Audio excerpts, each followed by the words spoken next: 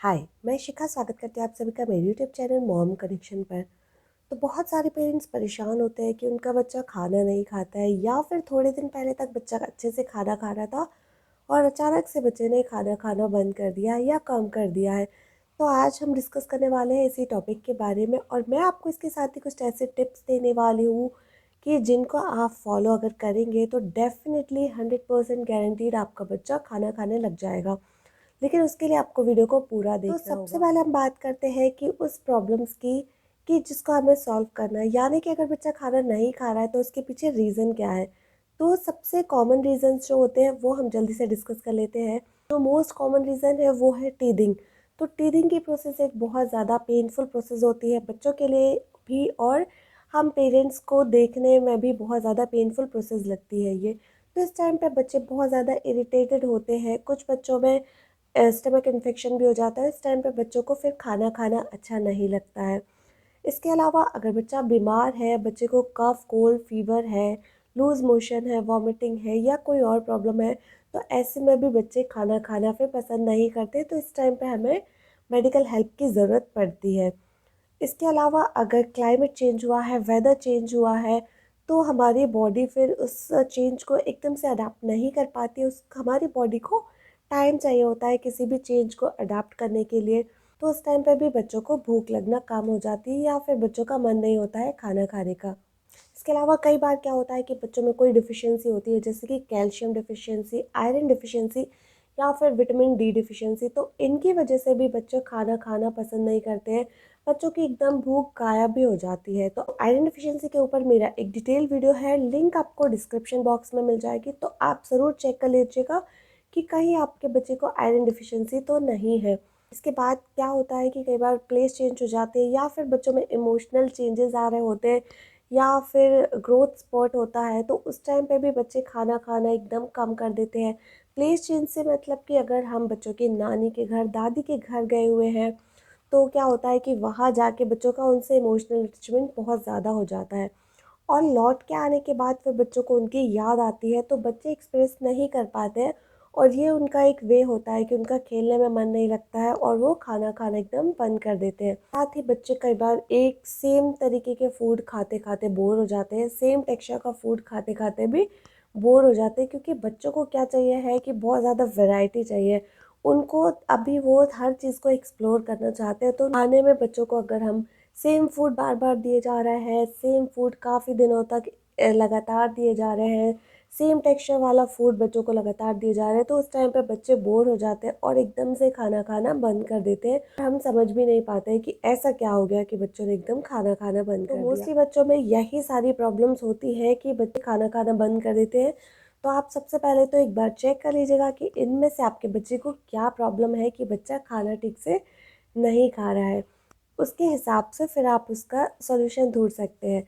तो अब मैं आपके साथ कुछ ऐसे टिप्स शेयर करने वाली हूँ जिनको अगर आप ईमानदारी से फॉलो करेंगे तो आपका बच्चा ज़रूर से ही खाना खाना अच्छे से सीख जाएगा और बच्चा फूड को एंजॉय करने लग जाएगा।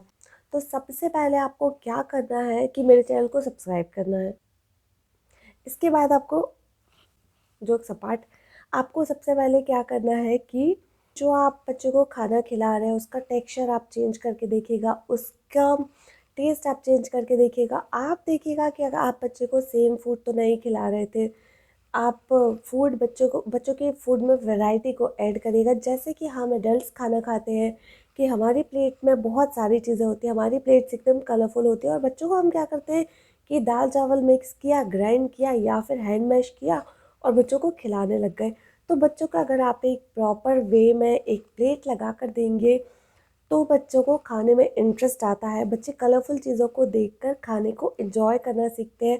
और अगर आप वैरायटी देंगे, आप चेंज करते रहिएगा कि नई-नई चीज़ें बच्चों के साथ ट्राई करते रहिएगा। इस तरीके से अगर आप फूड का टेक्सचर चेंज करेंगे और टेस्ट चेंज कर देंगे तो डेफ़िनेटली बच्चा खाने लग जाएगा।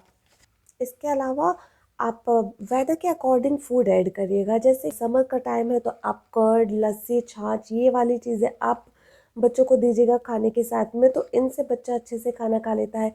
अगर विंटर का सीज़न है तो बच्चों की डाइट में आप सूप ऐड करिएगा, खिचड़ी ऐड करिएगा या गरम-गरम जो भी करी वाली सब्जियां होती है वो सारी चीज़ें ऐड करिएगा, तो बच्चों को खाने में अच्छा लगेगा।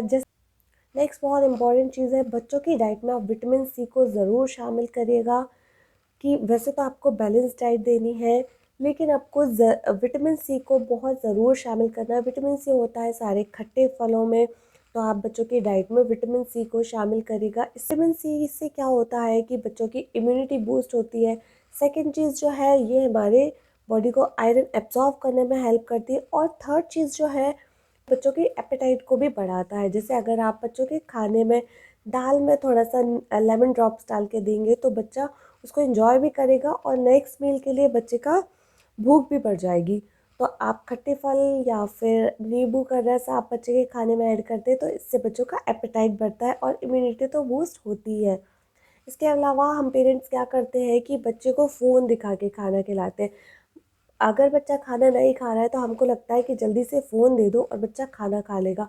तो यहाँ पे हम बहुत बड़ी मिस्टेक कर देते हैं, क्योंकि बच्चे बहुत स्मार्ट होते हैं। उनको पता होता है, उनको अगर आपने एक बार फ़ोन दे दिया तो वो समझ जाएँगे कि नेक्स्ट टाइम जब मम्मा खाना लेकर आएगी और मैं ऐसे टेंट्रम्स थ्रो करूँगा तो मम्मा मुझे फिर फ़ोन दे देगी। तो बच्चे फिर इस चीज़ को कंटिन्यू कर देते हैं और बच्चे खाना खाने में नाटक करने लग जाते हैं, ताकि उनको आप फ़ोन दे दो, फ़ोन दिखा के खाना खा लें आराम से। इसके अलावा एक और मिस्टेक हम करते हैं कि जैसे हमने अगर बच्चे को ब्रेकफ़ास्ट के टाइम पे बच्चे ने 3-4 बाइट खा ली है, तो हम क्या करते हैं कि हमें लगता है यार अभी थोड़ी ना पेट भरा होगा, और 10 मिनट बाद फिर से हम खिलाने लग जाते हैं।